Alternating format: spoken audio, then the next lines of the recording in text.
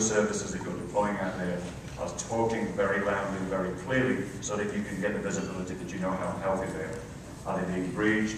Are they failing out? Are there a CPU down? Are they getting into a garbage collection problem?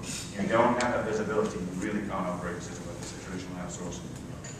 Standardization is also critically important. To the point that was just made there, if you've got very proprietary connections to any kind of application server or ties to different versions of software, operating system, something, it's going to be very, very difficult to scale out onto the cloud. So that's my final comments. Toby? Yeah, I think the other thing that I would add is just as you consider cloud, it really is worth it to go educate yourself. You do need to be a bit skeptical about any claims that are offered.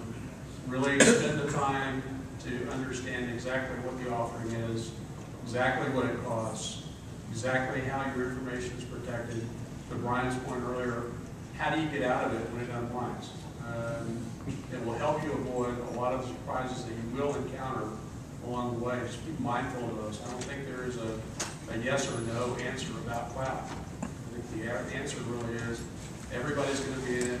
It just depends on how much.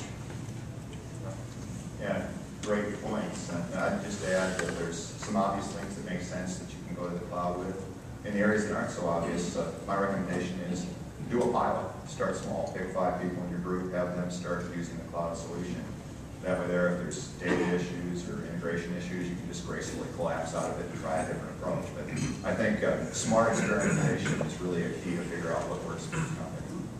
Yeah, and cloud utility services, or whatever you want to call it, very similar to the dump terminals and the mainframes of yesteryear, and in some cases still now, will be pervasive everywhere. 5 years from now, 10 years from now, we'll look back at these times and we'll laugh that we had a desktop underneath our desks at home, that we had to replace hardware and upgrade the operating system back every day, because it'll all be done by some guy or some company with a helmet on, right?